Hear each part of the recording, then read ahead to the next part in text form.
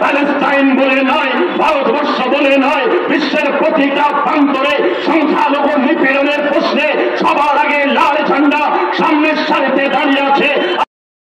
আমরা যারা ভারতবর্ষের মানুষ, আমাদের গর্ব হচ্ছে আমাদের দেশের বৈচিত্র্যের মধ্যে, আমাদের দেশের বহুত্ববাদ, আমাদের দেশের ধর্মনিরপেক্ষতা। আজকের দিনে 1992 সালে আমাদের এই গর্বের উপরে সব থেকে বড় আঘাত এসেছিল।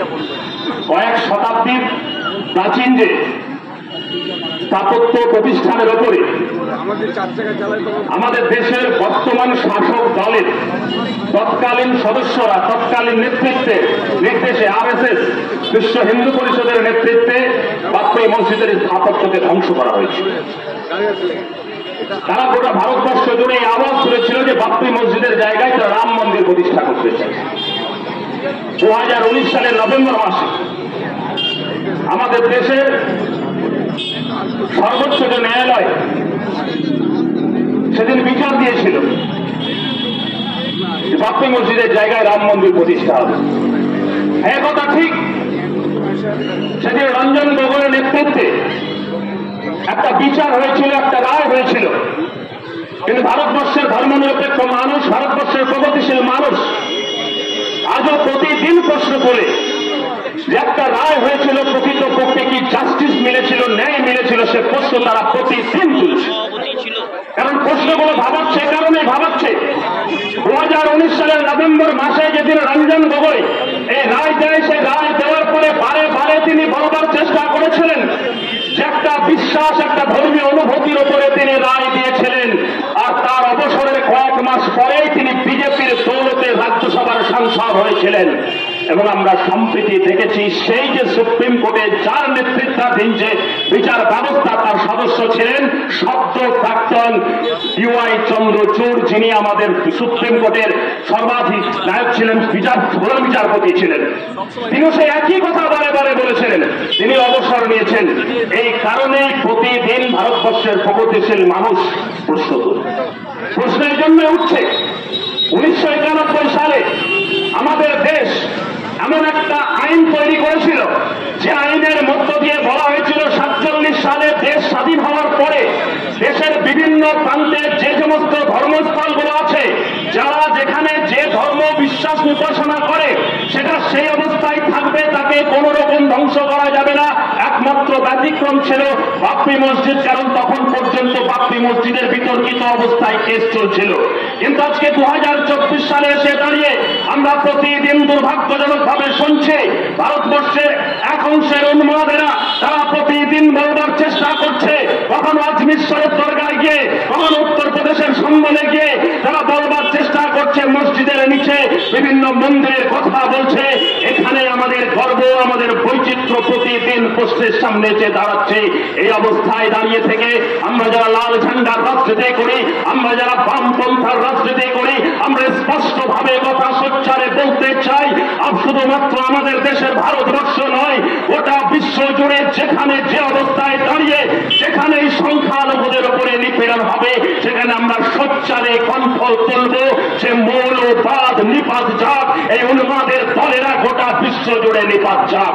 অনেকে প্রশ্ন তোলে আমাদের উপরে, অনেকে প্রশ্ন তোলবার চেষ্টা করে যে প্যালেস্টাইনের নিরীহ শিশুর মৃত্যুর প্রতিবাদে বামপন্থীরা লাল ঝান্ডা নিয়ে ভারতবর্ষের রাস্তায় তারা গলা কাঁপিয়ে মিছিল করে, কিন্তু বাংলাদেশে যখন সংখ্যালঘুদের উপরে নিপীড়ন হয় তারা নাকি আমাদেরকে দেখতে পায় না।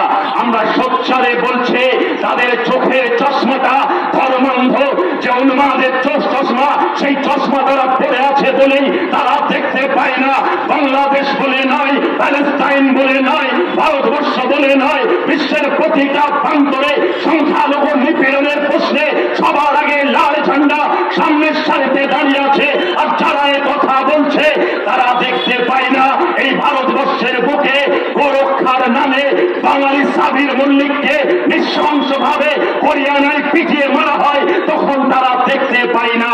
এই অবস্থায় দাঁড়িয়ে শুধু ভারতবর্ষ নয়, আমাদের পশ্চিমবঙ্গ নয়, নানা সময় আমাদের সম্প্রীতির মুর্শিদাবাদকে উত্তপ্ত করবার চেষ্টা চলছে। অনেকে চেষ্টা করছে ওপার বাংলার অস্থিতিকর পরিবেশকে সামনে রেখে এ বাংলা জুড়ে তারা একটা অস্থিতিশাল পরিবেশ তৈরি করতে চাইছে। কিন্তু কিন্তু যারা এই অস্থিতিকর পরিবেশ তৈরি করতে চাইছে, এ রাজ্যের বিরোধী দলনেতা শুভেন্দু অধিকারী একসময় তৃণমূলের তুলাবাজের নেতা ছিল। সেই শুভেন্দু অধিকারী এবং তাদের দলের কাছে প্রশ্ন, ভারতবর্ষটা বামপন্থীরা চালায় না, ভারতবর্ষের সরকারের বিদেশ মন্ত্রক কোন লাল ঝান্ডার দল দ্বারা পরিচালিত নয়।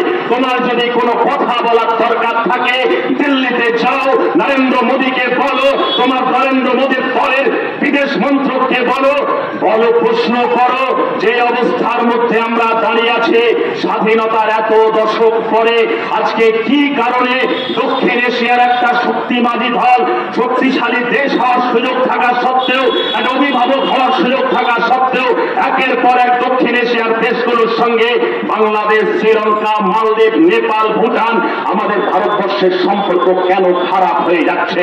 সেই এস জয়শঙ্কর থেকে নরেন্দ্র মোদীর 56 ইঞ্চির ছাতি কোথায় যাচ্ছে? এই প্রশ্নগুলো সেখানে করুন। আমাদের এই রবীন্দ্রনাথের বাংলা, আমাদের এই নজরুলের বাংলাকে মৌলবাদীদের ঠাঁই হবে না। আর এই বাংলাদেশের পরিবেশ নিয়ে আমাদের এই পশ্চিমবঙ্গকে অস্থিতিকর পরিবেশে তৈরি করবার যে প্রয়াস, তার বিরুদ্ধে বাংলার হিন্দু মুসলিম নির্বিশেষে তারা একসঙ্গে আওয়াজ তুলবে। আর এই আওয়াজের কাজ, এই লড়াইয়ের কাজ বামপন্থীরা রাস্তায় দাঁড়িয়ে লড়াই করবে। আর এই দাঙ্গাবাজ যারা দাঙ্গা সৃষ্টি করতে চায় তাদের বিরুদ্ধে লড়াইটা শ্রেষ্ঠ বামপন্থীরা করবে। আর গোটা বহরমপুরের মানুষের কাছে বামপন্থীদের পক্ষ থেকে আবেদন, আপনারা সজাগ থাকুন। আমরা বামপন্থীরা বলছে, সম্প্রীতির কথা বলছে, ভালোবাসার কথা বলছে, ঐক্যের কথা বলছে। সেই ঐক্যকে নিয়ে আপনারা এগিয়ে চলুন, আমাদের পাশে দাঁড়ান। কোন ধর্মান্ধ, কোন উন্মাদদেরকে আপনারা কোন রকম ইন্ধন না জুগিয়ে সম্প্রীতির পরিবেশটাকে বাড়িয়ে তুলুন, জাগিয়ে তুলুন।